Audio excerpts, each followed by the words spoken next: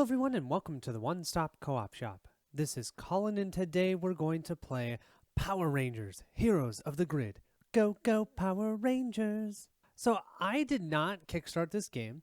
I kind of thought it was going to be ridiculous. I saw it at Gen Con and I went, wow, these minis are so huge. This game is just all about the minis, right? It's not even about the gameplay. Well, then I watched a little bit of a game and I went, oh, maybe this is going to be okay. I decided to pick it up. And then I played it and I went, oh, this is really cool. There's a lot of really cool aspects in this game.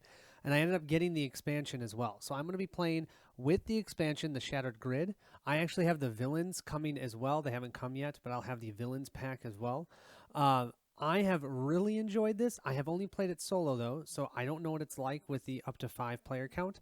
I'll be playing with 3 Power Rangers. I find that the balance is pretty good there. So let's go ahead and jump in. Let's get started. We'll set up the game here, and then we'll start our playthrough in our next video. To start setting up the game, the first thing you want to do is pick out your Rangers. Since I'm playing with 3, this is my first Ranger. We have Kimberly. Kimberly has the ability that at the start of each battle, you may deal 1 damage to an enemy card of your choice. Awesome. She starts with a 10 card stack, so everyone will have their own 10 specific action cards. Now, when you're playing with only 3, you'll have 3 action tokens. So you get 3 actions a turn. Normally it's only 2. And she gets 1 energy crystal. You can only ever hold 1 energy crystal, but we can use that during our game or during battles to help power up cards. We'll start by drawing 5 cards for our starting hand. We have 2 take aims, a flying kick, an arrow shot, and acrobatics. Our next Ranger we have is Jason Lee Scott, and I am playing with all basic Power Rangers. These are all coming in the base set, just so you know. Also have 3 action tokens and 1 energy crystal. He also has a deck of 10 cards, so we'll go ahead and draw the top 5. He has 1 power sword, 2 team tactics, and 2 lead the charges.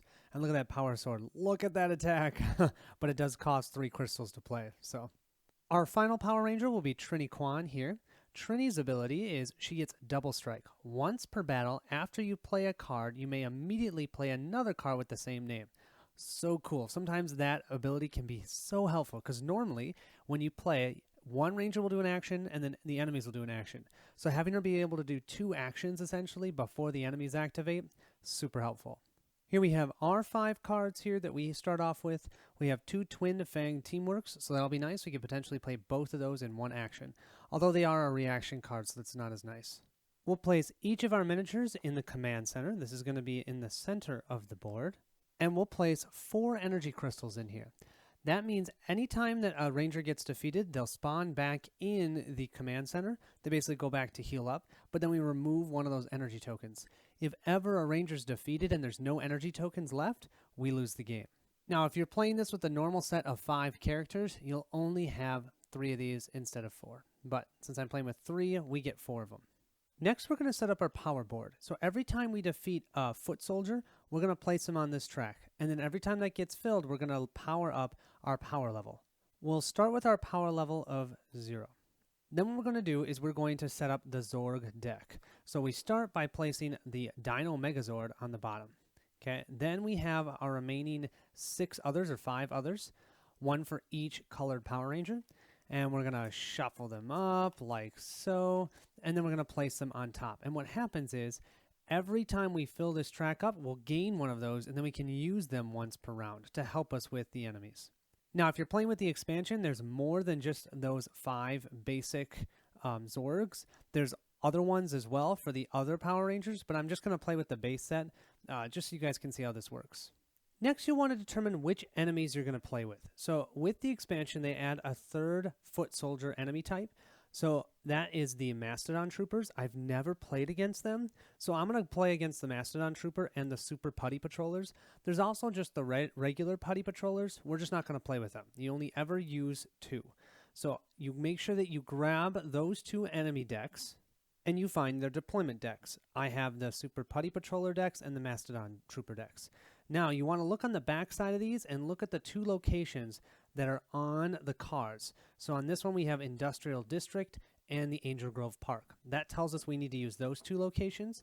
The Mastodon Troopers will use the Resistance Hideout location and the Zord Graveyard location. Okay, so that tells us those are the 4 locations we're going to use for this game. Here we have the locations. We're going to randomly set those up around the command center. Now, what's really cool about the game is there's two sides to these. One side has an ability where some of those abilities will help the Rangers and some will hinder. What I'm going to do in this playthrough, because I've only played twice and I have not won either time, I'm going to play it without the abilities because I think it's just a little bit easier for me to manage. But yeah, that's something you can explore on your own. Then what you're going to do is you'll shuffle these up and set them up around the command center randomly. Once set up, your board will look something like this. Moving back to the enemy deployment cards, what we're going to do is shuffle these together and make 4 decks of 5 cards each. After we have done this, we're going to grab all the monster cards. Okay, I have monster cards from both the base game and that one expansion, and I'm going to put one into each of these 2 decks. So think of this deck as A, and this one is D, A, B, C, D. So B and C will have 1 monster card. The final deck, D, will have one of the 2 random bosses. So I'll put this boss here. And then what I'll do is I'll individually shuffle up this one, and then I'll shuffle up this one, put it on top, and this one, and put it on top of those, and so on and so forth. That will then make our enemy deployment deck. We'll have all of our monster activation cards and our boss activation cards just on the side because we don't know which ones are going to show up. And when they show up, I'll explain how we use them. And that's the setup of the game. You've got some tokens that you'll just have out on the side of the board, but we'll use those during the playthrough. You also have some awesome chunky dice that you're going to use when you activate your Rangers and some of the enemies even. And from there, we can jump in to the playthrough. Hope you guys are excited. Let's go and save the world. I will catch you in the playthrough.